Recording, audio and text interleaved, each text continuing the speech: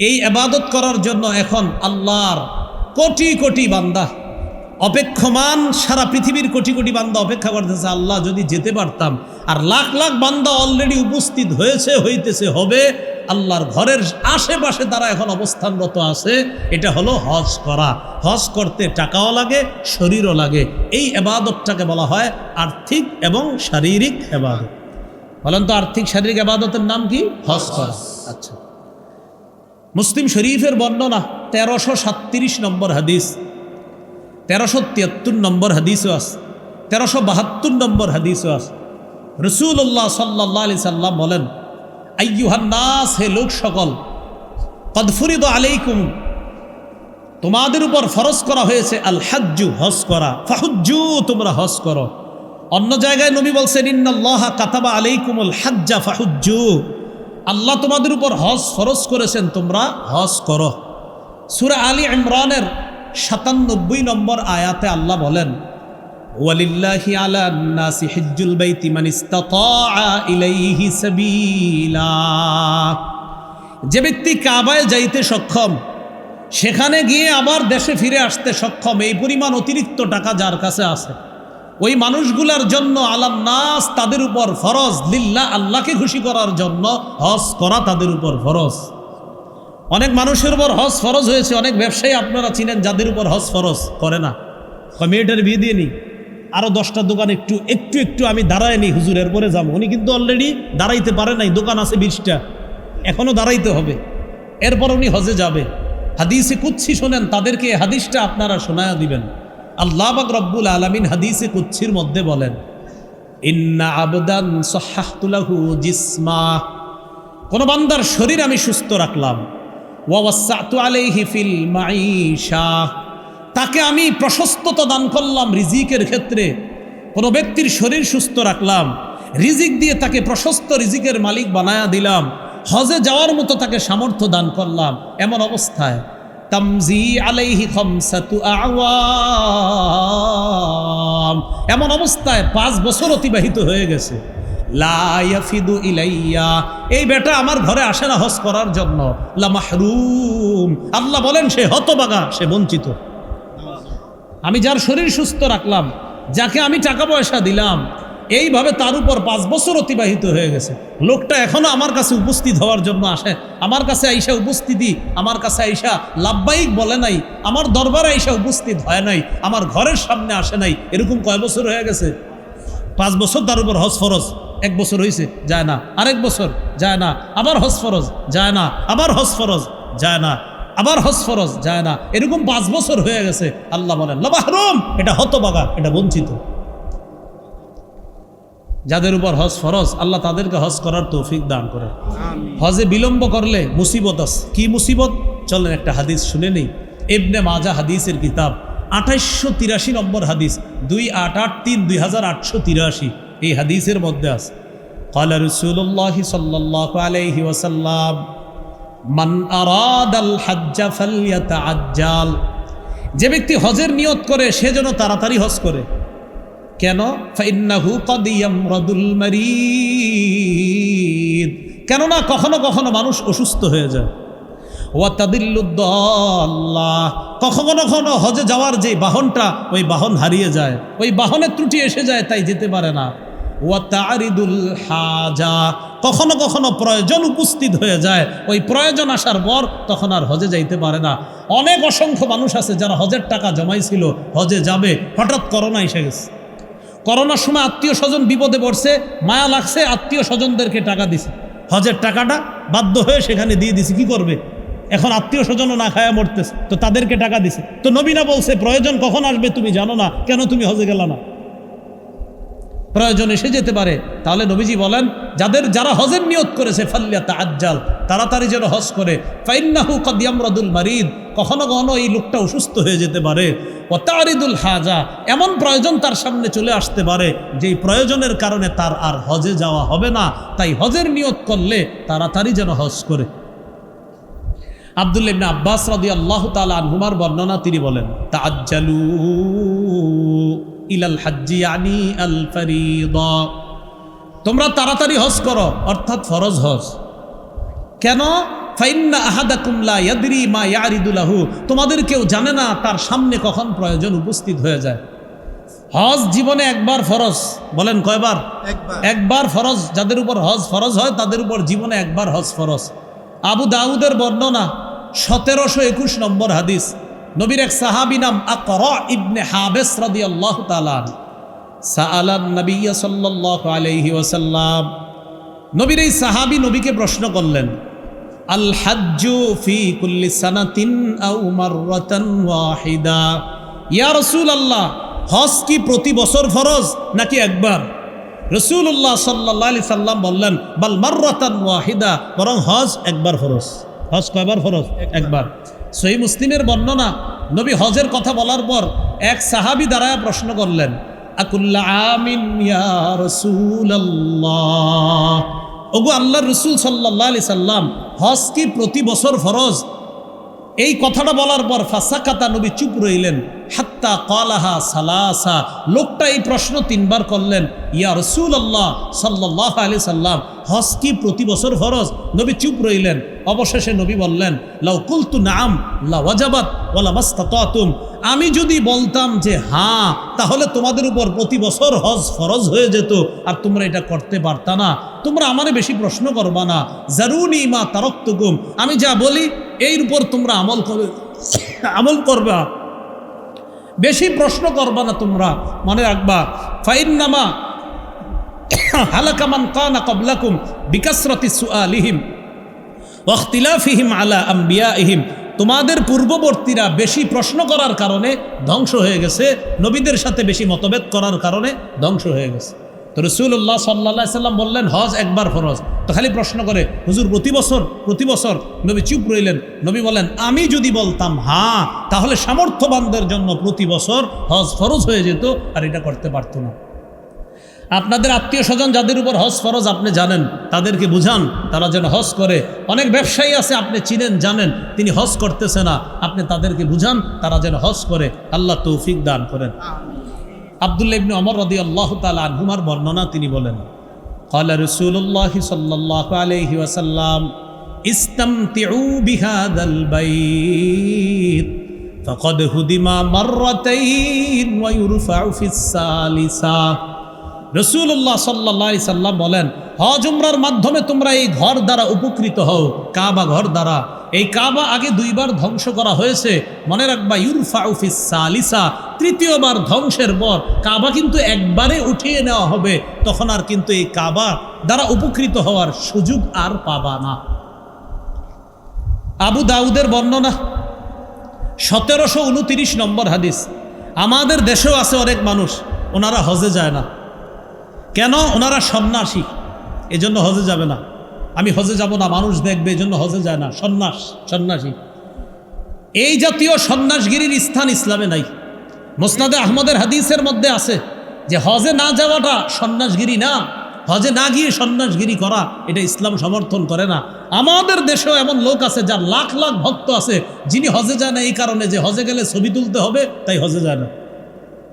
হজে গেলে কি করতে হবে? এই জন্য কোথায় যায় না? ছবি তোলা, আমরাও বলি ছবি তোলা অপ্রয়োজনীয়, ছবি তোলা ঠিক না, এটা সত্যি কথা। অপ্রয়োজনীয় ছবি তোলা অন্যায়, কিন্তু পাসপোর্টের ছবিটা কি অপ্রয়োজনীয় না প্রয়োজনীয়? প্রয়োজনীয়। তো অপ্রয়োজনীয় একটা, আরেকটা প্রয়োজনীয়। তো পাসপোর্টের ছবি এটা প্রয়োজনীয়, এটা তুলতে হবে, তুলে হজে যেতে হবে। তো অনেকে বলে যে ছবি তোলা লাগে, এই জন্য হজে যায় না। নাউজুবিল্লাহ, এটা সন্ন্যাসগিরি না।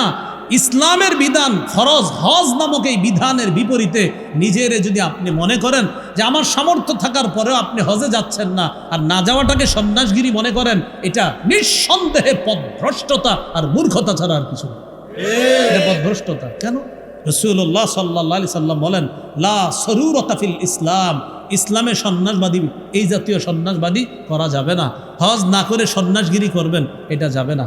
আল্লাহ আমাদের সামর্থ্যবানদেরকে হজ করার তৌফিক দান করেন। আমিন। হজের কি ফায়দা? হজের 1 নাম্বার ফজিলত, হজ করলে আগের সব গুনাহ মাফ। সুবহানাল্লাহ। এই ব্যাপারে আপনাদেরকে কয়েকটা হাদিস শুনাই, মন দিয়ে শুনেন। তিরমিজির বর্ণনা 811 নম্বর হাদিস। এই হাদিসের মধ্যে আসছে, ক্বালা রাসূলুল্লাহ সাল্লাল্লাহু আলাইহি ওয়াসাল্লাম মান হাজ্জা ফালাম ইয়ারফুস ওয়ালাম ইয়াফসুক গুফিরা লাহু মা তাকদ্দামা মিন যামবি। যে ব্যক্তি হজ করলো, হজে যাওয়ার পর ফালাম ইয়ারফুস অশ্লীল কথা বলল না, ওয়ালাম ইয়াফসুক অশ্লীল কাজ কর্ম ঝগড়াঝাটি করল না, গুফিরা লাহু মা তাকদ্দামা মিন যামবি, তার আগের সবগুলা গুনাহ মাফ করে দেওয়া হয়েছে। আরেকটা ফজিলত শোনেন, সহিহ বুখারীর বর্ণনা 1773 নম্বর হাদিস। ক্বালা রাসূলুল্লাহ সাল্লাল্লাহু আলাইহি ওয়াসাল্লাম মান হাজ্জা লিল্লাহ ফালাম ইয়ারফুস ওয়ালাম ইয়াফসুক রাজাআ কায়াউমিন ওয়ালাদাতহু উম্মুহু। যে ব্যক্তি আল্লাহর জন্য হজ করলো, হজের মধ্যে গিয়ে অশ্লীল কাজ করলো না, অশ্লীল কথা বলল না, অশ্লীল বাক্য আলাপ করলো না, অশ্লীলতায় লিপ্ত হলো না, সে হজ থেকে এমনভাবে ফিরবে যেন তার মা আজকে তাকে জন্ম দিয়েছে। নবজাতক শিশুর মতো সে হজ থেকে ফিরবে। আরেকটা বর্ণনা শুনেন, ক্বালা রাসূলুল্লাহ সাল্লাল্লাহু আলাইহি ওয়াসাল্লাম মান হাজ্জাল বাইতা ফাকাদা মানাসিকা। যে ব্যক্তি হজ করলো আর হজের বিধিবিধানগুলা সঠিকভাবে পালন করলো, ওয়া সালিমাল মুসলিমুনা মিন লিসানিহি ওয়া ইয়াদিহি, আর মুসলমানরা তার হাত এবং জবানের কষ্ট দেওয়া থেকে নিরাপদ থাকলো। অনেকে হজে গিয়ে তওয়াফ করার সময় কাবা ঘর চুমা দিতে গিয়ে অন্য মুসলমানদেরকে ধাক্কায় কষ্ট দিবেন না, এই কষ্ট দেওয়া ঠিক না। আপনি যদি পারেন কাবা ঘরের ওই হজরে আসওয়াদে চুমা দিবেন, কিন্তু মুসলমানদের ধাক্কায়া কষ্ট দিয়া এইভাবে চারোদিকে ফালায়া দেয়া কাবা ঘরে চুমা দেওয়া না, এটা আপনাকে বলে নাই যে আরেক মুসলমানকে আপনি ধাক্কা দিবেন, কষ্ট দিবেন, ফেলে দিবেন আর এইভাবে গিয়ে কাবায় চুমা দিবেন, এটা আপনি করবেন না। পারলে চুমা দিবেন, না পারলে সমস্যা নাই, আপনি তওয়াফ করেন, মুসলমানকে ধাক্কাইয়া কাবায় চুমা দিবেন না। কারণ নবীজি সাল্লাল্লাহু আলাইহি সাল্লাম বললেন, যে ব্যক্তি হজ করলো ফাকাদা মানাসিকা, হজের বিধিবিধানগুলো সঠিকভাবে পূর্ণ করলো, ওয়া সালিমাল মুসলিমুনা মিন লিসানিহি ওয়া ইয়াদিহি, আর ওই ব্যক্তি থেকে অন্য হাজী সাহেবরা তার মুখ এবং হাতের কষ্ট দেওয়া থেকে বিরত থাকলো, রাসূলুল্লাহ সাল্লাল্লাহু আলাইহি সাল্লাম বলেন গুফিরা লাহু মা তাকদ্দামা মিন যামবি, তার আগের গুনাহগুলো মাফ করে দেওয়া হলো। যারা হজে গিয়েছে আলহামদুলিল্লাহ, যারা যাব নিয়ত করেছি আমরা সেখানে গিয়ে মুখ আর হাত দিয়ে কাউকে কষ্ট দিব না, বলেন ইনশাআল্লাহ।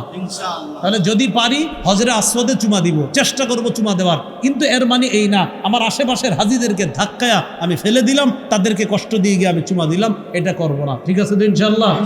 আপনি ইনশাআল্লাহ পাইবেন চান্স, একটু অপেক্ষা করবেন। খালি রাতে দেখবেন একটা সময় একটু ভিড় কম থাকে, তখন সবাই একটু হোটেলে চলে যায়, ঘুমায়া যায়, ওই টাইমে একটা চান্স দিতে পারেন না? ওই টাইমে চান্স নেবেন, দেখবেন 7-8 বার চুমা দিতে পারবেন। এই জন্য অপেক্ষায় থাকবেন, আল্লাহ তো আপনারা দেখতেছে, অপেক্ষায় থাকবেন যে কখন একটু ভিড় কম, তো এই সময় গিয়ে আসতে আপনি কাজটা করে চলে আসেন, হজরে আসওয়াদকে চুমা দিয়ে চলে আসেন। একটা রাত 1টা, 1:30, 2টার দিকে অপেক্ষায় থাকেন, ওই টাইমে একটু ভিড় কম থাকে, সবাই হোটেলে যায়, একটু আরাম করে আবার 2টা, 2:30টায় সবাই হারামে চলে আসে। তো এর আগের মুহূর্তটা আপনি অপেক্ষা করবেন যে কখন একটু ভিড় কম থাকে, তখন গিয়ে আপনি হজরে আসওয়াদে চুমা দিয়ে চলে আসেন। এই চান্সগুলো মানুষ বুঝে না, যে অপেক্ষা করতে হবে আপনার এই চান্স এইভাবে নেবেন, আল্লাহ তৌফিক দান করেন।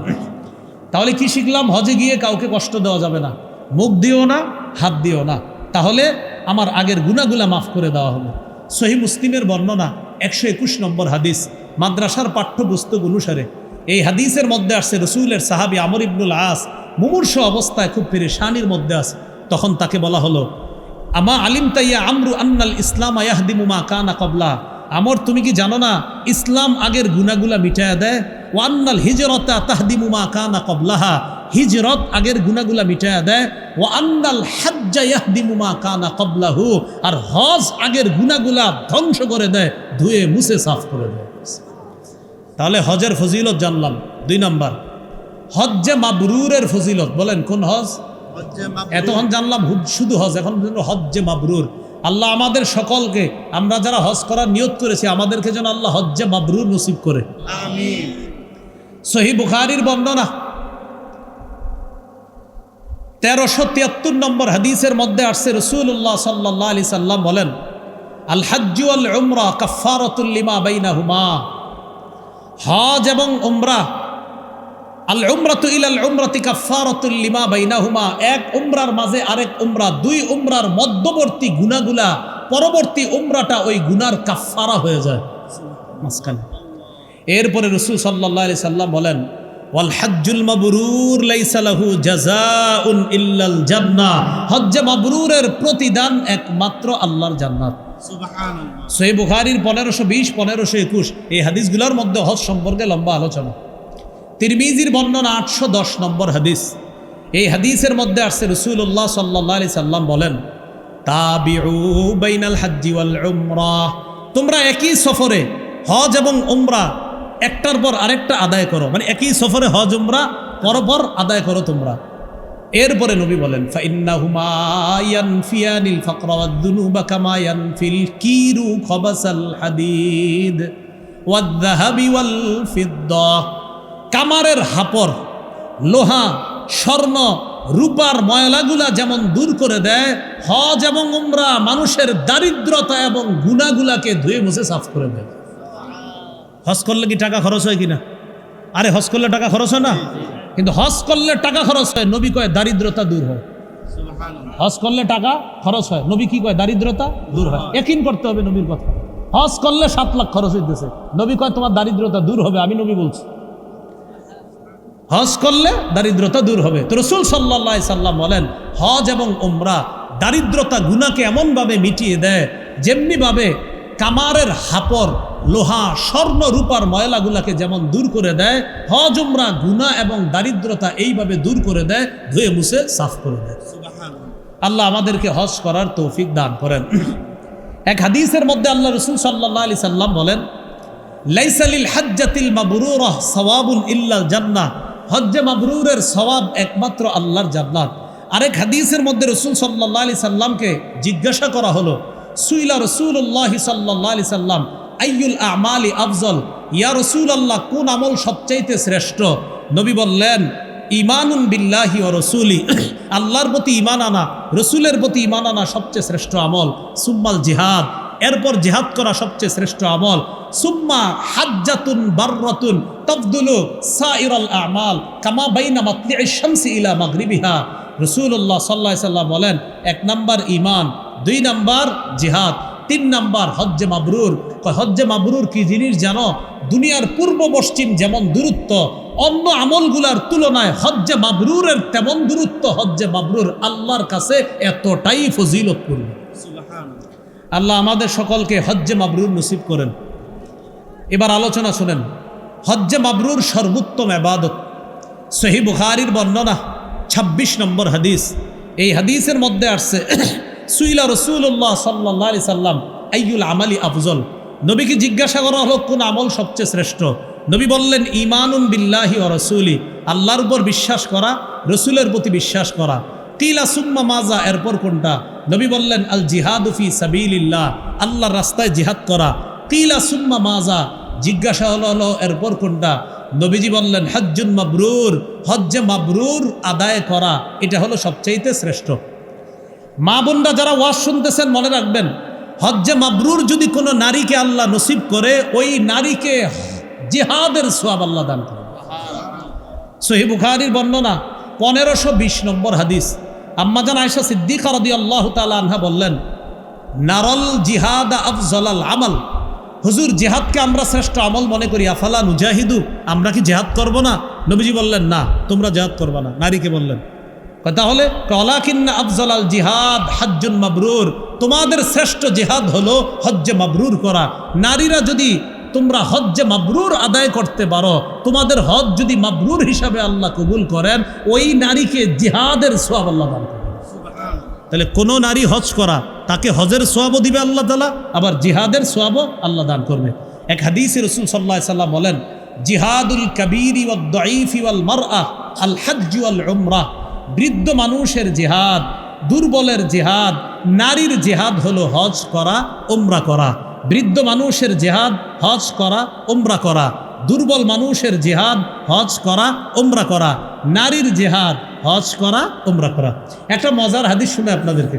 এক ব্যক্তি রাসূল সাল্লাল্লাহু আলাইহি সাল্লামের কাছে আসছে, আসার পরে বলতেছে, আপনি তো ক্লান্ত হয়ে যাইতেছেন দিদি, জাযাকাল্লাহ। এক ব্যক্তি রাসূল সাল্লাল্লাহু আলাইহি সাল্লামের কাছে আসছে, আসার পর নবীজিকে বলতেছেন, ইন্নী জাবান, হুজুর আমি ভীরু। ইন্নী দাঈফ, আমি দুর্বল। এর মানে বুঝাইতে চাই, হুজুর আমি এতটাই দুর্বল, এই দুর্বলতার কারণে ভয়ে জেহাদে যেতে পারতেছি না, মানে আমি তো এত দুর্বল, কিভাবে জেহাদে যাব? নবীজি বললেন, হালুম্মা ইলাল জিহাদ লা শাউকাতা ফি, তুমি এমন জেহাদের দিকে আসো, আমি তোমার এমন এক জেহাদের দাওয়াত দিই যেই জেহাদে অস্ত্র শস্ত্র লাগে না, যেই জেহাদে তোমার শত্রু নাই, সেটা হলো আল হাজ্জু। তুমি যদি হজ করো, আল্লাহ তোমাকে জেহাদের সওয়াব দান করবে। তাহলে নারীদের জেহাদ হজ করা, দুর্বলের জেহাদ হজ করা, বৃদ্ধ মানুষের জেহাদ হজ করা। এখনো যাদের বৃদ্ধ বাবা হজ করে নাই, আর আপনাদের অনেক সামর্থ্য আছে, আপনার বাবাও হজ ফরজ ছিল করতে পারে নাই, আরে আপনি সন্তান হিসাবে করায় দেন না বাবার হজটা, সমস্যা কি? হ্যাঁ, আল্লাহ তৌফিক দান করেন। সকলে বলেন আমিন। বলেন আল্লাহ তৌফিক দান করেন। আমার সাথে একটু বলেন, হাজি সাহেবরা, উমরা আদায়কারীগণ, আল্লাহর প্রতিনিধি। সুবহানাল্লাহ। হাজি সাহেব কার প্রতিনিধি? আল্লাহর প্রতিনিধি। ইবনে মাজাহ 2892, 2893 এই দুই হাদিসের মধ্যে আসছে, রাসূলুল্লাহ সাল্লাল্লাহু আলাইহি সাল্লাম বলেন, আল হুজ্জাজ ওয়াল উম্মার ওয়াফদুল্লাহ, হাজি সাহেবগণ, উমরা আদায়কারীগণ আল্লাহর প্রতিনিধি। পরের হাদিসে নবী বলেন, আল গাজী ওয়াল হাজ ওয়াল আমির ওয়াল মুতামির ওয়াফদুল্লাহ, জিহাদকারী, হজ আদায়কারী, উমরা আদায়কারী আল্লাহর প্রতিনিধি। দাআহুম ফাআজাবুহু, আল্লাহ তাদেরকে ডাকছে, তারা আল্লাহর ডাকে সাড়া দিছে। সুবহানাল্লাহ। আল্লাহ হাজিদেরকে ডাকছে, হাজিরা আল্লাহর ডাকে সাড়া দিছে। এবার কি বলে নবী দেখেন, সাআলুহু আতাহুম, এবার হাজিরা আল্লাহর কাছে যা চাইবে আল্লাহ তাই দান করবে। এবার একটা শুনেন, বলেন হাজিকে আল্লাহ মাফ করে। হাজি যার জন্য মাফ চায় তাকেও আল্লাহ মাফ করে। আবার শুনেন, বলেন হাজিকে আল্লাহ মাফ করে। হাজি যার জন্য মাফ চায় তাকেও আল্লাহ মাফ করে। বলেন অতএব আমরা আমাদের স্বজনদেরকে ফোন করে আইফোন চাবো না, মোবাইল চাবো না, বরং বলবো আপনিও নিজের গুনার জন্য দোয়া করবেন, আমার জন্য দোয়া করবেন। তাহলে নিজের গুনাহ মাফের জন্য হাজি সাহেব যারা হজে গেছে এলাকার ফোন দিয়া বলবেন, আইফোন চাইেন না। ওই যে অনেকে মোবাইল টোবাইল অনেকের কিছু কথা বলে দেয়, কাকা আপনি যাইতেছেন হজে, তো আওয়ার সময় এরকম নির্লজ্জ আর বেহায়া টাইপের মানুষ, বেচারা ওখানে গেছে হজ করতে, ফোন দিয়া কয় ফোন আনতে, মোবাইল আনতে কয়। আপনি ফোন করে বলবেন আপনি নিজের জন্য আল্লাহর কাছে ক্ষমা চাইবেন, আমার নামটা ধরেও ক্ষমা চাইবেন। আল্লাহ তৌফিক দান করেন। রাসূলুল্লাহ সাল্লাল্লাহু আলাইহি সাল্লাম বলেন, ইয়াগফিরুল্লাহু লিল হাজ ওয়া মিন ওলিমান ইস্তাগফারা লাহুল হাজ, হাজিকেও আল্লাহ মাফ করে, হাজি যার জন্য মাফ চায় তাকেও আল্লাহ মাফ করে। হাজিকে আল্লাহ মাফ করে, হাজি যার জন্য মাফ চায় আল্লাহ তাকেও মাফ করে। এবার আসুন, হজে গিয়ে যদি কেউ মারা যায়, ক্বালা রাসূলুল্লাহ সাল্লাল্লাহু আলাইহি ওয়াসাল্লাম, মান খারাজা হাজ্জান ফামাতা কুতিবা লাহু আজরুল হাজ্জ ইলা ইয়াউমিল কিয়ামাহ, কেউ যদি হজের উদ্দেশ্যে রওনা করার পর যদি লোকটা মারা যায়, কিয়ামত পর্যন্ত হাজির সওয়াব তার আমল নামায় লেখা চলতে থাকবে। সুবহানাল্লাহ। ওয়া মান খারাজা মু'তামিরান ফামাতা কুতিবা লাহু আজরুল মু'তামিরি ইলা ইয়াউমিল কিয়ামাহ, কেউ যদি উমরা করার জন্য বের হয় আর যদি সে মারা যায়, কিয়ামত পর্যন্ত তার আমল নামায় উমরা আদায়কারীর সওয়াব লেখা হবে। ওয়ামান খারাজা গাজিয়ান ফামাতা কুতিবা লাহু আজরুল গাজি ইলা ইয়াউমিল কিয়ামাহ, কেউ যদি জিহাদের জন্য বের হয় আর যদি সে মারা যায়, আল্লাহ তার আমলনামায় কিয়ামত পর্যন্ত জিহাদের সওয়াব লিখতে থাকবে। সহিহ বুখারীর একটা হাদিস শুনেন, 1266 1267 দোনো হাদিস একই রকমের। এক ব্যক্তি আরাফার ময়দানে নবীজির পাশে আছে, আরাফার ময়দানে নবীর পাশে। হজের সবচেয়ে গুরুত্বপূর্ণ একটা ইবাদত আরাফায় অবস্থান করা। বাইনামা রাজুলুন ওয়াকিফুন মা রাসূলিল্লাহি সাল্লাল্লাহু আলাইহি ওয়াসাল্লাম বিআরাফা, এক ব্যক্তি নবীজির সাথে আরাফার ময়দানে অবস্থান করতেছে। ফাওয়াকা আন রাহিলাতিহি, লোকটা তার বাহনের উপর ছিল, বাহন থেকে পড়ে লোকটা মারা গেছে। ফাআকসাতহু, ওই লোকটা ঘাড় মচকে লোকটা মারা গেছে। ঘোড়া থেকে বা বাহন থেকে পড়ছে, পড়ার পর ঘাড় মচকা লোকটা মারা গেছে। মারা যাওয়ার পর নবীজি সাহাবীদেরকে বললেন, ইগসিলুহু বিমাইন ওয়া সিদরিন, বড়ই পাতা গরম করে তার গোসলের ব্যবস্থা করো। ওয়াকাফিনুহু বিসাউবাইন, তাকে 2 কাপড়ে কাফন দাও। আমরা মরলে কয় কাফন দেওয়া হবে? পুরুষকে 3টা। হাজি সাহেব যিনি আরাফার ময়দানে মারা গেলেন, নবীজি বললেন কয় কাফন পরাও? 2 কাফন। এরপরে নবী বললেন ওয়ালা তুখাম্মিরু রাসা, তার মাথা ডাকবা না, ওয়ালা তুহান্নিতুহু, সুগন্ধি লাগাইবা না, হাজি সাহেবের সুগন্ধি লাগাবা না, তার মাথাটা ডাকবা না। হজে গেলে ওই সময় হাজি সুগন্ধিও লাগায় না, মাথাও ঢাকে না, দুই কাপড়ে থাকে। নবী বললেন তাকে গোসল করাও, ওয়াকাফিনুহু বিসাউবাইন, দুই কাপড় তাকে পেঁচায়া দাও, ওয়ালা তুহান্নিতুহু, তাকে সুগন্ধি লাগাইবা না, ওয়ালা তুখাম্মিরু রাসাহু, তার মাথাটা ডাকবা না। কেন জানো? ফাইন্নাহু ইউবাসু ইয়াউমাল কিয়ামাতি মুলাব্বিয়া, এই হাজি কিয়ামতের ময়দানে লাব্বাইক আল্লাহুম্মা লাব্বাইক বলতে বলতে কবর থেকে উঠবে। ভাই বুঝে আসছে সবার কথাগুলা?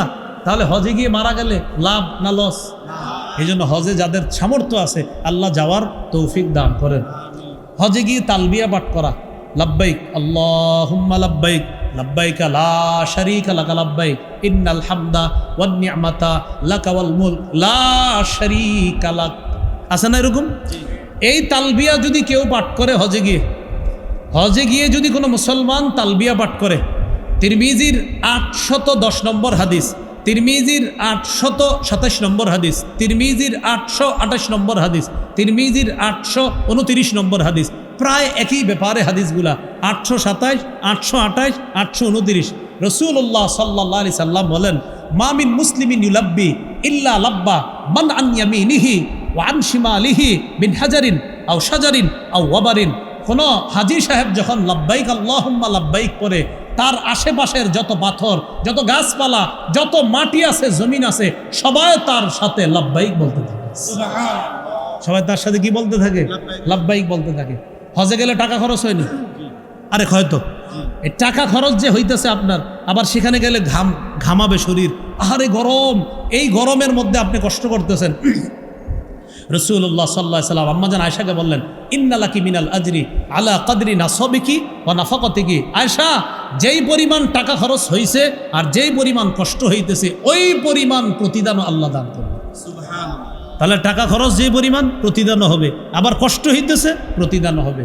আল্লাহ আমাদের সকলকে শারীরিক আর্থিক ইবাদতটা সবাই যেন করতে পারি, আল্লাহ তৌফিক দান করেন। আমরা ফামালাহু ইয়া রাসূলুল্লাহ, হুজুর এই ব্যক্তি কি পাবে, কি সওয়াব পাবে?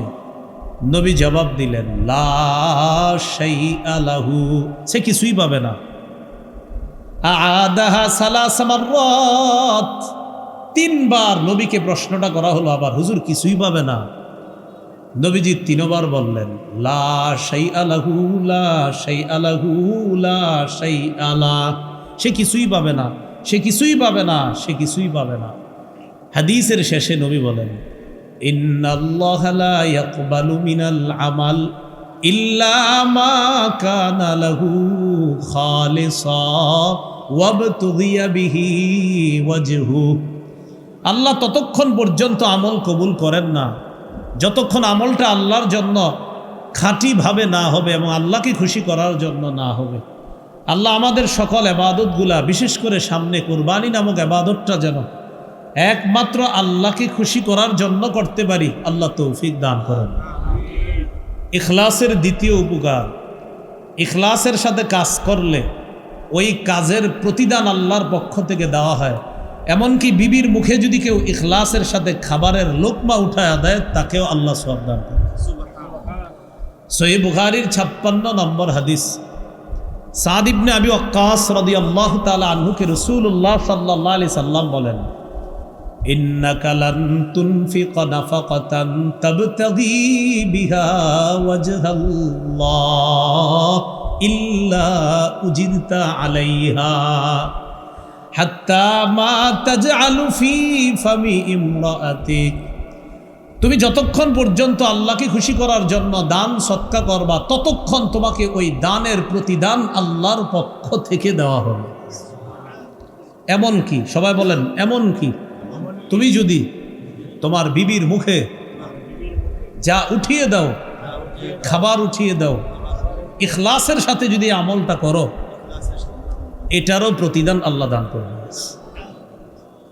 বিবিরে কেউ খাওয়াই দিস ইখলাসের সাথে, এটার প্রতিদানও আল্লাহ দান করবে। ইখলাসের 3 নম্বর উপকার, গুনাহ মাফ হয়। সহিহ বুখারীর 3467 নম্বর হাদিস, বাইনামা কালবুন ইউতিফু বিরাকিয়া কাদা ইয়াকতুলুহুল আতশ ফারাআতহু বাগিয়ুম মিন বাগায়া বনি ইসরাঈল। কূপের পাশে একটা কুকুর পিপাসায় কাতরায়, এমন পিপাসা যে পিপাসার কারণে কুকুরটা মারা যাবে যাবে অবস্থা। বনি ইসরাইলের এক ব্যভিচারিণী নারী কুকুরটাকে দেখে, দেখার পর তার মায়া হয়। ইখলাসের সাথে নাজাআত মুকাআহা, ওই নারী তার মৌজা খুলছে, খোলার পর মৌজা দিয়ে পানি আনছে, আনার পর ফাসাকাতহু, কুকুরকে পানি পান করায়া দেয়। আল্লাহ নবী বলেন ইখলাসের সাথে আমল আল্লাহ এত কবুল করেছেন, গুফিরা লাহা বিহি, এতটুকু একটা ইখলাসওয়ালা আমলের কারণে তার আগের সব গুনাহগুলা মাফ করে দেওয়া হয়। ইখলাস। তাহলে বলেন তো, ভুলে গেছেন আসল কথা। কয় মাধ্যমে ইবাদত করি? এক নাম্বার অন্তর দিয়ে। অন্তরে একটা ইবাদত সুন্দর ফিকির করা, আর একটা ইবাদত নিয়ত করা, আরেকটা ইবাদত ইখলাস। এই জন্য মনে রাখবেন, নিয়ত বিশুদ্ধ যদি আর ইখলাসের সাথে হয়, ছোট আমলও বিশুদ্ধ নিয়তের কারণে বড় হয়ে যায়, বড় আমল অশুদ্ধ নিয়তের কারণে ছোট হয়ে যায়। সবাই বলেন বলেন, ছোট আমল বিশুদ্ধ নিয়তের কারণে, ইখলাসের কারণে বড় হয়ে যায়, বড় আমল অশুদ্ধ নিয়তের কারণে, ইখলাস না থাকার কারণে ছোট হয়ে যায়। একটা কিতাব আছে, নাম জামিউল উলুমি ওয়াল হিকাম। এই কিতাবের লেখকের নাম ইবনে রজব হাম্বলি রহমতুল্লাহি আলাইহি। 1 নম্বর খণ্ড 13 নম্বর পৃষ্ঠায় তিনি আনছেন, قال عبد الله بن المبارك رحمه الله رب عمل صغير تعزمه النية ورب عمل كبير تصغره النية। আব্দুল্লাহ ইবনুল মুবারক রহমতুল্লাহি আলাইহি বলেন, বিশুদ্ধ নিয়ত ছোট ছোট আমলকে বড় বানায় দেয়, আর অশুদ্ধ নিয়ত বড় আমলকে ছোট বানায় দেয়। নাউজুবিল্লাহ। বিশুদ্ধ নিয়ত ছোট আমলকে বড় বানায় দেয়, অশুদ্ধ নিয়ত বড় আমলকে ছোট বানায় দেয়। ইখলাসওয়ালা বিশুদ্ধ নিয়তের কারণে 1 টাকার প্রতিদান যে রব কত দিবে রব ভালো জানেন। ইখলাস ছাড়া অশুদ্ধ নিয়তের কারণে 1 কোটি দানের ফজিলত রব তো দিবেন না, বরং এটাকে ছোট বানাইতে বানাইতে একদম ছোট বানায় দেয়। ইখলাস নেই, নিয়ত অশুদ্ধ। কিন্তু ইখলাসওয়ালা বিশুদ্ধ নিয়তের 1 টাকা, এটা যে আল্লাহ কত বড় বানাবেন এটা আল্লাহ ভালো জানেন। এবার আমার সাথে একটু বলেন, লা ইলাহা ইল্লাল্লাহ। বলেন এই কালিমা মুখে উচ্চারণের পাশাপাশি অন্তরেও লালন করা। অন্তরে লালন করাটা বলেন আত্মিক ইবাদত। আল্লাহ ছাড়া কোনো ইলাহ নাই, এটা কলবের মধ্যে লালন করা, এটাও আত্মিক ইবাদত। এক তো মুখ দিয়ে বলি আমরা, আরেকটা হলো অন্তর দিয়ে, এটা না হ্যাঁ আসলে আল্লাহ ছাড়া ইলাহ নাই, এটা অন্তরে আমি লালন করি, এটা আত্মিক ইবাদত। সহিহ বুখারীর 44 নম্বর হাদিস, قال رسول الله صلى الله عليه وسلم يخرج من النار من قال لا إله إلا الله وفي قلبه وزن شعيرة من خير ويخرج من النار من قال لا إله إلا الله وفي قلبه وزن برة من خير ويخرج من النار من قال لا إله إلا الله وفي قلبه وزن ذرة من خير। রাসূলুল্লাহ সাল্লাল্লাহু আলাইহি সাল্লাম বলেন, যার অন্তরে গম পরিমাণ, জব পরিমাণ, অনু পরিমাণ ঈমান থাকবে, সে একদিন না একদিন জাহান্নাম থেকে বের হয়ে জান্নাতে প্রবেশ করবে। সুবহানাল্লাহ। অন্তরে এটা আত্মিক ইবাদত। আত্মিক ইবাদত আরেকটা তাওয়াক্কুল, আল্লাহর উপর ভরসা করা, এটাও আত্মিক ইবাদত। ওয়া মান ইয়াতাওয়াক্কাল আলাল্লাহি ফাহুয়া হাসবুহ, যে ব্যক্তি আল্লাহর উপর ভরসা করে আল্লাহ তার জন্য যথেষ্ট হয়ে যায়। যে আল্লাহর উপর ভরসা করে আল্লাহ তার জন্য যথেষ্ট হয়ে যায়। আল্লাহ আমাদের সকলকে এই আত্মিক আবাদতগুলা বুঝে শুনে নিয়মিত যেন আমরা আত্মিক আবাদতগুলা করতে পারি, আল্লাহ তৌফিক দান করেন। খুব মনোযোগ দেন। সুন্দর ফিকির করা আত্মিক আবাদত, সুন্দর চিন্তা করা আত্মিক আবাদত, বিশুদ্ধ নিয়ত করা আত্মিক আবাদত, ইখলাস অন্তরে রাখা আত্মিক আবাদত, লা ইলাহা ইল্লাল্লাহ মুখে উচ্চারণের পাশাপাশি কলবে এটা ধারণ লালন পালন করা, এটাও আত্মিক আবাদত। তাওয়াক্কুল করা, ভরসা করা, এটাও আত্মিক আবাদত। মনোযোগ সহকারে সবাই বলেন তো, কয় মাধ্যমে আমরা আবাদত করি? মাত্র এক মাধ্যমের আলোচনা আমাদের শেষ হলো, আত্মিক আবাদত। এবার 2, মৌখিক আবাদত। মুখ দিয়ে যে আবাদত করি এটাকে বলা হয় মৌখিক আবাদত। জিকির করা মৌখিক আবাদত। বলেন কি করা? জিকির করা মৌখিক আবাদত। লা ইলাহা ইল্লাল্লাহ সুবহানাল্লাহ আলহামদুলিল্লাহ লা ইলাহা ইল্লাল্লাহ আল্লাহু আকবার। মৌখিক ইবাদতটা মন দিয়ে সবাই একটু করি, চলেন। সুবহানাল্লাহ আলহামদুলিল্লাহ, লায়েত আলিফ টানবেন, লা ইলাহা ইল্লাল্লাহ আল্লাহু আকবার। মৌখিক ইবাদত করলাম, জিকির করলাম, এটা মৌখিক ইবাদত। লা ইলাহা ইল্লাল্লাহ নামক এই মৌখিক ইবাদত যদি কেউ করে, দিল থেকে ইখলাসের সাথে করে, রাসূলুল্লাহ সাল্লাল্লাহু আলাইহি সাল্লাম বলেন, মান ক্বালা লা ইলাহা ইল্লাল্লাহ মুখলিসান কাত্তু ইল্লা ফুতিহাত লাহু আবওয়াবুস সামাই হাত্তা তুফজিয়া ইলাল আরশ। কেউ যদি ইখলাসের সাথে একবার লা ইলাহা ইল্লাল্লাহ পড়ে, আসমানের সবগুলা দরজা খুলে দেওয়া হয়, তার লা ইলাহা ইল্লাল্লাহ যেন আরশ পর্যন্ত পৌঁছে যায়। সুবহানাল্লাহ। মৌখিক ইবাদত আরেকটা, বলেন তিলাওয়াতুল কুরআন। কোরআন তেলাওয়াত করা মৌখিক ইবাদত। আল্লাহ পাক রব্বুল আলামিন বলেন, ওয়াতলু মা উহিয়া ইলাইকা মিন কিতাবি রাব্বিক। আপনি তেলাওয়াত করেন, আপনার রবের পক্ষ থেকে যা ওহী হিসাবে অবতীর্ণ করা হয় আপনি তেলাওয়াত করেন। লা মুবাদ্দিলা লিকালিমাতি। আপনার রবের কালিমা পরিবর্তন করার মতো কেউ নাই, কেউ পরিবর্তন করতে পারবে না। 21 পারার একদম শুরুতে, শুরু পৃষ্ঠা, শুরু আয়াতটা, উতলু মা উহিয়া ইলাইকা মিনাল কিতাব।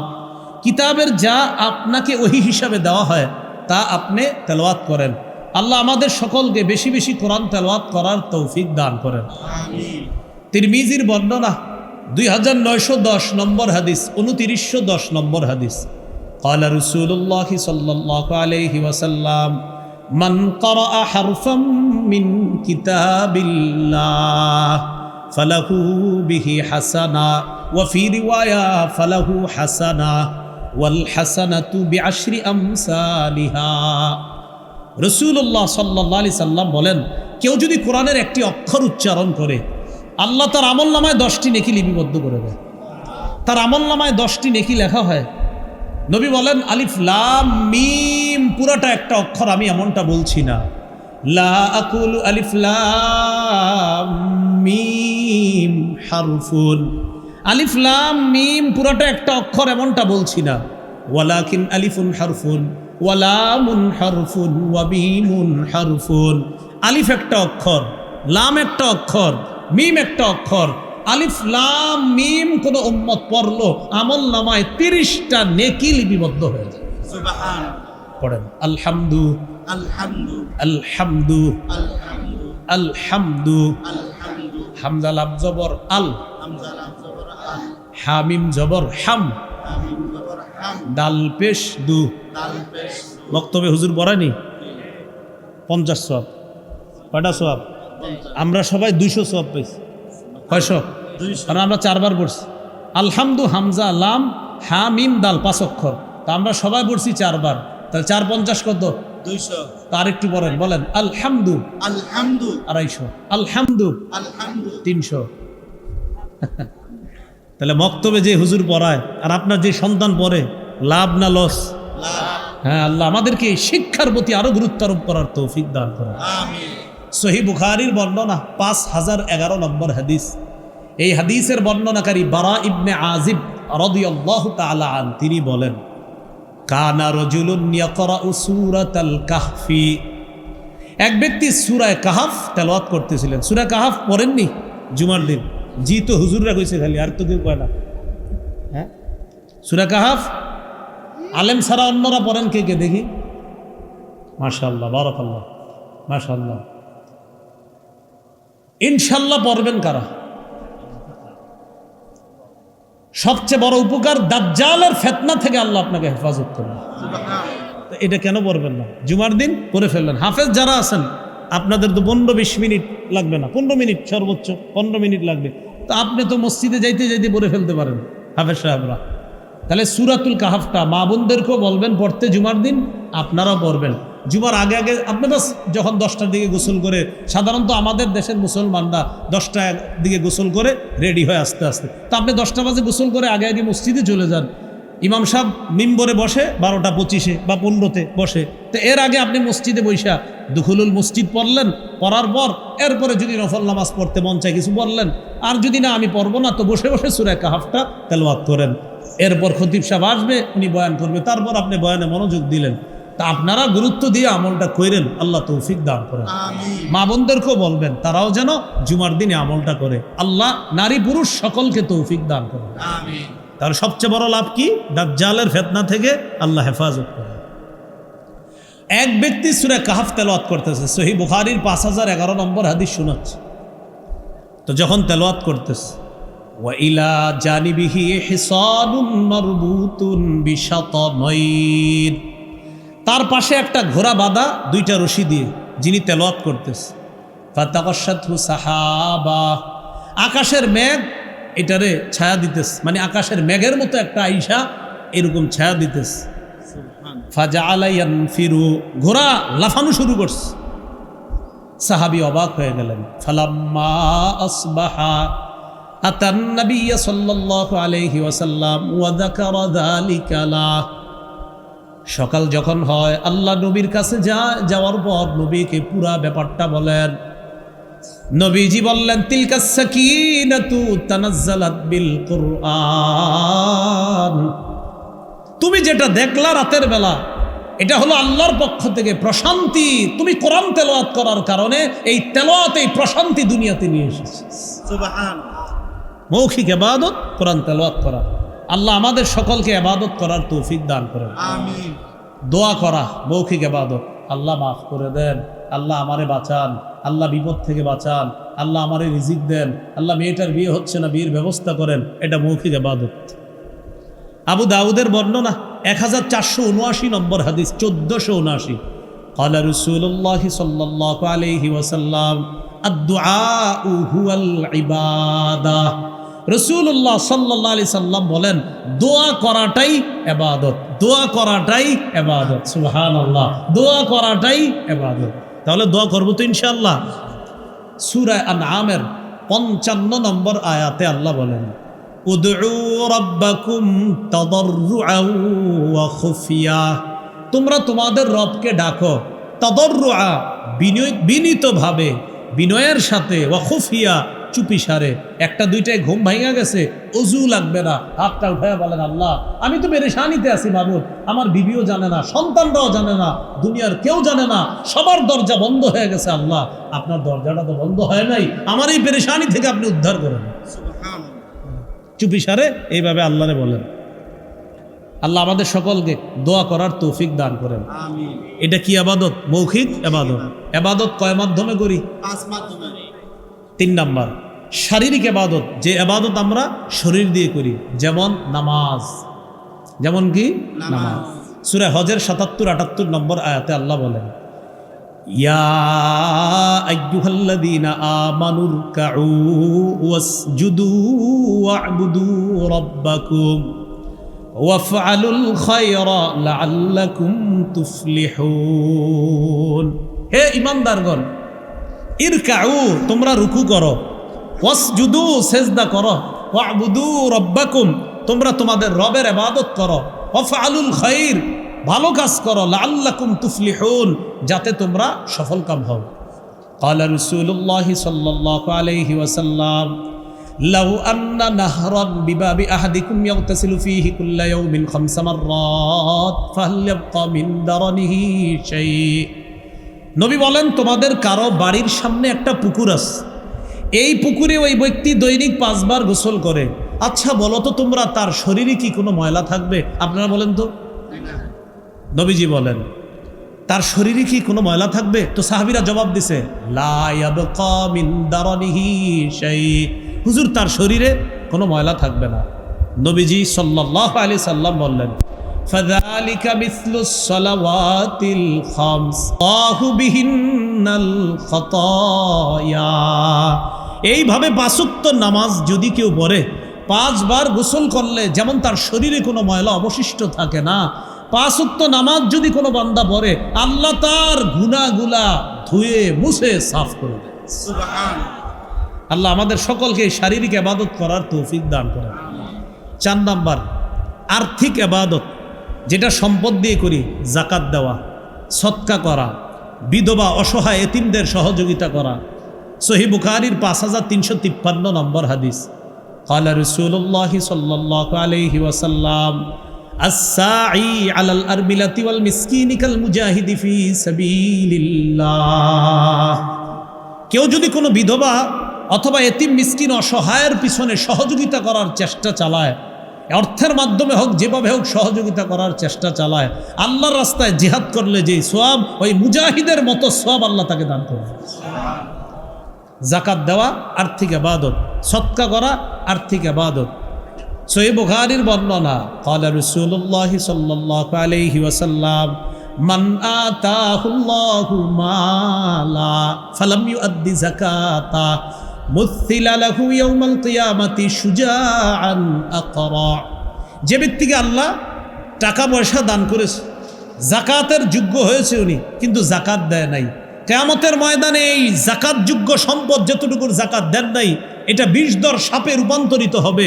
এই সাপ তাকে কিয়ামতের ময়দানে তার সামনে এইভাবে ফনা দিয়ে বলবে, আনা কানজুকা আনা মালুকা, আমি তোমার সেই সঞ্চিত সম্পদ, যে সম্পদের যাকাত তুমি দাও নাই, আমি সেই সম্পদ এখন সাপ হয়ে তোমাকে আমি খাবো। আল্লাহ আমাদের সকলকে বকেয়া যাকাত যারা দেন নাই, এলাকার উলামায়ে কেরামের সাথে কথা বলে যাকাত আদায় করে দেন। পাশে বড় বড় মাদ্রাসা আছে, তাদের সাথে কথা বলেন। এই যে আজকে আলোচনা করছে মুফতি আতাউল হক, আমাদের পরিচিত মানুষ, আতাউল হক বায়াস, মুজাফফরুল মাদ্রাসার মোতামিম শাহ মুফতি আমজাদ শাহ হুজুর আছেন, আরও ওই যে আপনার এখানে বড় হুজুরের নাম লেখা হয়েছে মাওলানা মুহিবুল্লাহ সাহেব, ওনাদের মতো আলেমদের সাথে বসেন। অতীতের বকেয়া যাকাত যারা দেন নাই, বসে ওই যাকাতগুলাও দিবেন। ভবিষ্যৎ যাকাত যারা যোগ্য হবেন, ওই যাকাতগুলাও আদায় করে দিবেন। আল্লাহ তৌফিক দান করেন। আমরা কেউ উঠবো না, মেহরবানি করে একটু কথা শুনেন। এবাদত কয় মাধ্যমে করি? 1 নাম্বার কলব দিয়ে, আত্মিক এবাদত। 2 নাম্বার মুখ দিয়ে, মৌখিক এবাদত। 3 নাম্বার শরীর দিয়ে, শারীরিক এবাদত। 4 নাম্বার টাকা দিয়ে, আর্থিক এবাদত। 5 নাম্বার অর্থ এবং শরীর দিয়ে আর্থিক শারীরিক এবাদত। টাকার এবাদতটা আপনারা যারা দান করবেন তারাও উঠবেন না, যারা দান করবেন না তারাও উঠবেন না। আপনাদের সামনে রুমাল যাবে, এই যে দারুরা ইউনিয়ন কওমি তরুণ ওলামা পরিষদের পক্ষ থেকে রুমাল যাবে। আপনারা যারা দান করবেন তারাও উঠবেন না, সবই হবে। তিনি খুব অসুস্থ, একমাত্র আল্লাহ ছাড়া আর কেউ সুস্থ করতে পারবে না। তার জন্য বিশেষ নিয়তে দোয়া করবে, যে আমরা দোয়া করবো ইনশাআল্লাহ। ও যারা মিম্বরের আমানত লাগবে, যাদের ওই সংগ্রহ করতে পারেন, গাড়িতে আছে মিম্বরের আমানত, যাদের লাগবে গাড়ি থেকে সংগ্রহ করে নিন। 2য় খণ্ড শিরিক বেদাত কুফুর তাওহীদ, 1ম খণ্ডটা আছে। এলাকাবাসী, আহা আপনারা মূল্যায়ন করতেছেন না। ইমাম সাহেবদের বেতন দিলে আপনার কম, চিন্তা করে কি জানেন, 15,000 আপনি কি দিতেছেন একা? আরে 15,000 তো আপনি একা দিচ্ছেন না, তো চিন্তা করে 15,000 আপনি দিচ্ছেন। তো যদি আপনি দেন তাহলে তো ঠিক আছে, কিন্তু আপনি তো একা দিতেছেন না। এই জন্য এলাকাবাসী যারা আছেন, আপনারা মিলেমিশে এই কাজগুলা করা উচিত। এই তো আগে বলতে হইতো, আলোচনা হজ নিয়ে তো আগে বলবেন না, এগুলো আমার লম্বা আলোচনা আছে। আহলে কোরআন নিয়ে কি আছে না ইউটিউবাররা আলোচনা, এই ছাড়েন না মনে হয় আপনারা। আহলে কোরআন নিয়ে তো আমার লম্বা আলোচনা, গত বছর 2.5 মাস আলোচনা করছি আহলে কোরআন নিয়ে, এবং এই পর্যন্ত আর কোনো জবাব দেন এরা। মানে এরা বলে হাদিস মানা যাবে না, এদের কথা দিয়েই প্রমাণ করছি হাদিস যে মানা যাবে, এদের কথা দিয়ে। এরা বলছিল লিখিত হাদিস মানা যাবে না, দলিল দিছিল লিখিত হাদিস দিয়ে। এরা বলেছিল লিখিত হাদিস মানা যাবে না, কি দিয়ে দলিল দিছে? তো হেরা না বলে লিখিত হাদিস মানা যাবে না, তো এদের কি প্রমাণ করছি লিখিত হাদিস মানা যাবে। 2.5 মাস আলোচনা হয়েছে আমার শুধু এই বিষয়ে, দেখবেন আপনারা আছে খালি লিখে সার্চ দিবেন আহলে কোরআনদের ব্যাপারে আলোচনা, এই ব্যাপারে সার্চ দিলে এসে যাবে ইনশাল্লাহ। হ্যাঁ, ফুল ওয়াজ তো দেন না। জি জি জি। আল্লাহুম্মা সাল্লি আলা মুহাম্মাদ ওয়া আলা আলি মুহাম্মাদ কামা সাল্লাইতা আলা ইব্রাহিম ওয়া আলা আলি ইব্রাহিম। আল্লাহুম্মা বারিক আলা মুহাম্মাদ ওয়া আলা আলি মুহাম্মাদ কামা বারাকতা আলা ইব্রাহিম ওয়া আলা আলি। আমাদের দেশের ব্যাংক সবাই অনেক কষ্ট করেছে এবং বাজারে ব্যবসায়ীরা আছে তারা কষ্ট করেছে, সবাই সবাইকে সহযোগিতা করবেন। আল্লাহ তাআলা যেন আমাদেরকে এভাবে সিলসিলা সবাই এক এলাকার ইমাম সাহেবরা, তরুণ ওলামা ইমাম সাহেবরা। আসসালামু আলাইকুম। আচ্ছা আচ্ছা আচ্ছা, আপনাদের সাথে মাদ্রাসা কয়গুলো এখান থেকে হুজুরে দাওয়াত দেন?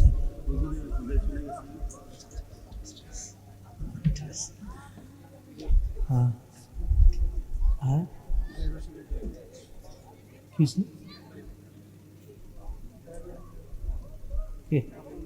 না না না। اللهم صل على محمد وعلى ال محمد كما صليت على ابراهيم وعلى ال ابراهيم. اللهم بارك على محمد وعلى الحمد لله رب العالمين والعاقبة للمتقين والصلاة والسلام على سيد الأنبياء والمرسلين وعلى آله وصحبه أجمعين. ربنا ظلمنا أنفسنا وإن لم تغفر لنا وترحمنا لنكونن من الخاسرين. رب ارحمهما كما ربياني صغيرا. আল্লাহ দারোরা ইউনিয়ন কওমি তরুণ ওলামা পরিষদের আয়োজনকে আপনি কবুল করেন। আল্লাহ তাদের আয়োজন করার কারণে ইসলামের কতগুলা সুন্দর কথা আমরা আজকে জানতে পারলাম। আল্লাহ মৌখিক ইবাদতের কথা জানলাম, অন্তরের ইবাদতের কথা জানলাম, শারীরিক ইবাদতের কথা জানলাম, সম্পদের ইবাদতের কথা জানলাম, আর্থিক এবং শারীরিক ইবাদত হজের কথা জানলাম। আল্লাহ ইখলাসের কথা জানলাম, বিশুদ্ধ নিয়তের কথা জানলাম। মাওলা মেহেরবানি করে আমরা সবাই যেন ইখলাসের সাথে সবগুলো ইবাদত করতে পারি তৌফিক দান করেন। আল্লাহ আমাদেরকে মাফ করে দেন। আল্লাহ এলাকার উলামা তুলাবা সুলাহা আওয়াম সকলে যেন মিলেমিশে একসাথে কাজ করতে পারে তৌফিক দান করেন। আল্লাহ স্থানীয় উলামায়ে কেরাম যারা আছে আল্লাহ তাদের জন্য এই এলাকার সর্বসাধারণের অন্তরে আপনি মহাব্বত তৈরি করে দেন। আল্লাহ আমাদের দূর দূরান্ত থেকে যাদেরকে আনা হয় কত সম্মান করে তারা, মাওলা তারা যেন এই জাতীয় সম্মান স্থানীয় উলামায়ে কেরাম যারা সবাইকে যেন করতে পারে তৌফিক দান করে।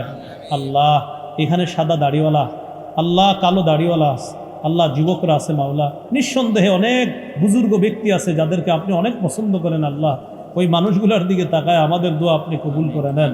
আল্লাহ আমাদেরকে আপনি মাফ করে দেন। আল্লাহ আমাদেরকে মাফ করে দেন। আল্লাহ আমাদেরকে মাফ করে দেন। এই এলাকার মানুষগুলা কবুল করেন। আল্লাহ বেদাত শিরিক থেকে হেফাজত করেন। আল্লাহ ঈমান ইসলাম তাওহীদের উপর অটল থাকার তৌফিক দান করেন। মা বোনদেরকে নামাজি বানায়া দেন, পর্দানিশীন বানায়া দেন, স্বামী স্ত্রীর মাঝে মিল মহাব্বত তৈরি করে দেন। হজের নিয়ত যারা করেছি হজ যেন করতে পারি তৌফিক দান করেন।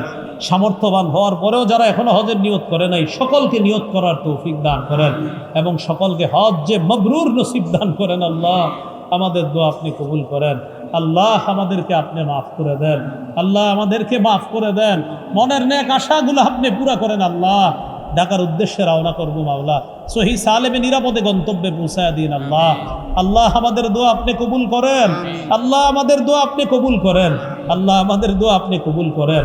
আমাদের মধ্যে যারা অসুস্থ সুস্থ বানায় দেন, যারা ঋণী ঋণ পরিশোধের ব্যবস্থা করে দেন, যারা অভাবী অভাব দূর করে দেন। আল্লাহ আল্লাহ মেহেরবানি করে কওমি তরুণ ওলামায়ে কেরাম যারা আয়োজন করেছে এই ওলামাদেরকে আপনি কবুল করে নেন। আশেপাশের মাদারিস মাসাজিদগুলো আপনি কবুল করে নেন।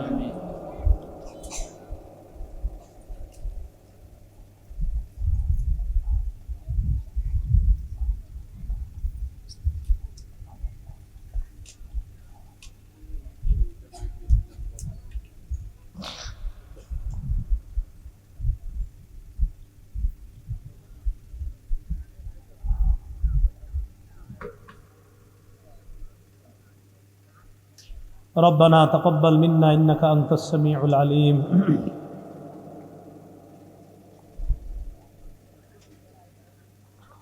ربنا تقبل منا إنك أنت السميع العليم وتب علينا إنك أنت التواب الرحيم صلى الله تعالى على خير خلقه محمد وعلى آله وأصحابه أجمعين سبحان ربك رب العزة عما يصفون سلام على المرسلين الحمد لله رب العالمين